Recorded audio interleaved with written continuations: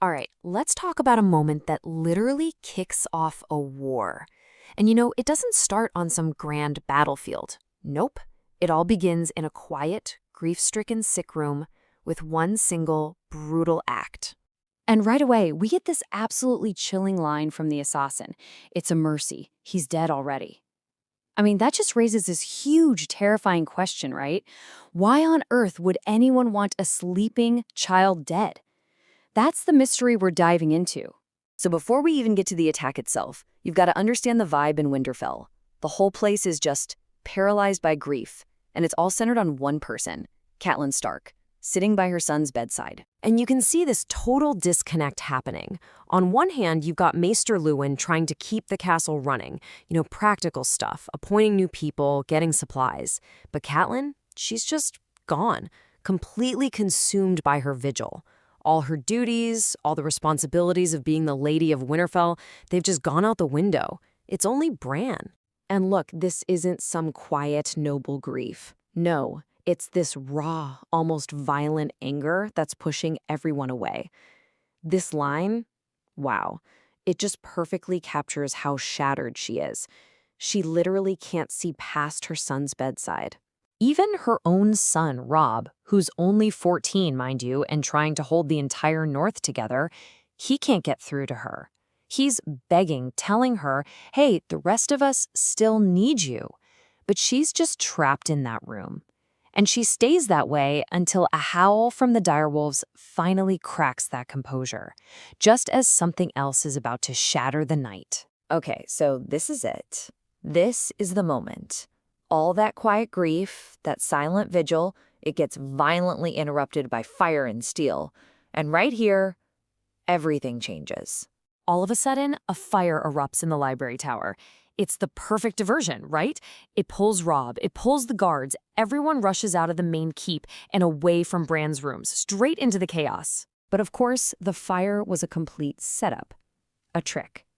The second the coast is clear, this shabby-looking guy with a dagger just appears in the room, and his first words are a total giveaway. You weren't supposed to be here.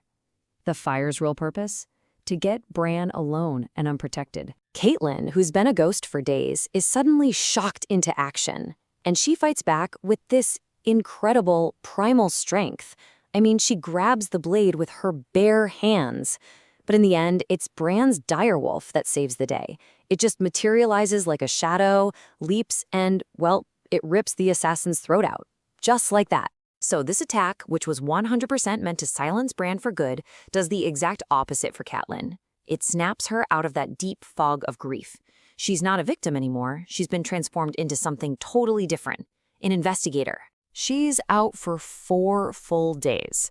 Just asleep in a medicated haze. But when she finally wakes up, that all-consuming sorrow, it's gone. It's like the fire and the fight burned it all away. And what's left behind is this cold, sharp clarity. And the pain in her hands, those deep cuts from the dagger, they're more than just wounds. They're this constant, physical reminder that the attack was real. And with that pain comes this incredibly stark realization. She failed. She let everyone down, and she vows it will not happen again. So now, with a clear head, they start putting the pieces together. Okay, step 1. Who was the assassin? Just some common thug paid with a pouch of silver. But then, step 2, the weapon. And this is the clincher. It's a masterpiece. A Valyrian steel blade with a dragon bone hilt. Way, way too fancy for a guy like that. And that's the whole ballgame right there. Just as Sir Roderick points out, a weapon like that has no business in the hands of a low-life killer. This wasn't some random robbery gone wrong. No, this was a conspiracy. That dagger is stone-cold proof that someone with a lot of money and power armed that assassin. And once she realizes this, once she knows it's a conspiracy, her mind just starts racing. She re-examines everything that's happened since the king arrived. She's connecting dots that her grief just wouldn't let her see before. And it all leads her to this absolutely horrifying new thought about Bran's fall. Think about the timeline. The day Bran fell, Jaime Lannister stayed behind at Winterfell when everyone else went hunting. Bran, who could climb better than anyone, supposedly just falls from a tower. And now an assassin is sent to finish the job. The conclusion is just, it's inescapable, isn't it? Bran didn't fall, he was pushed.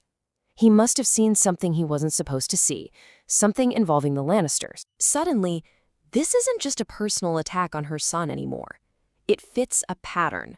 Remember, her sister Lysa sent a secret message accusing the Lannisters of murdering her husband, the last hand of the king. This dagger, this attack, it's not just a smoking gun. It's proof of a massive conspiracy against her entire family. And her husband, Ned, is right now in the capital, completely surrounded by these people. So with this terrible knowledge, Catelyn completely shifts gears. The time for analysis is over. It's time for action. She comes up with a plan, a really daring, really dangerous plan, and it's all guided by that ancient Stark rule. She knows she can't just send a raven. It could get shot down. She can't trust a messenger with a letter. It could be intercepted. No, the only way to get the warning and the proof, the dagger itself, to Ned in King's Landing is to go herself. And her plan is smart. It's all about speed and stealth. She's not taking a big, slow entourage, just her and Sir Roderick.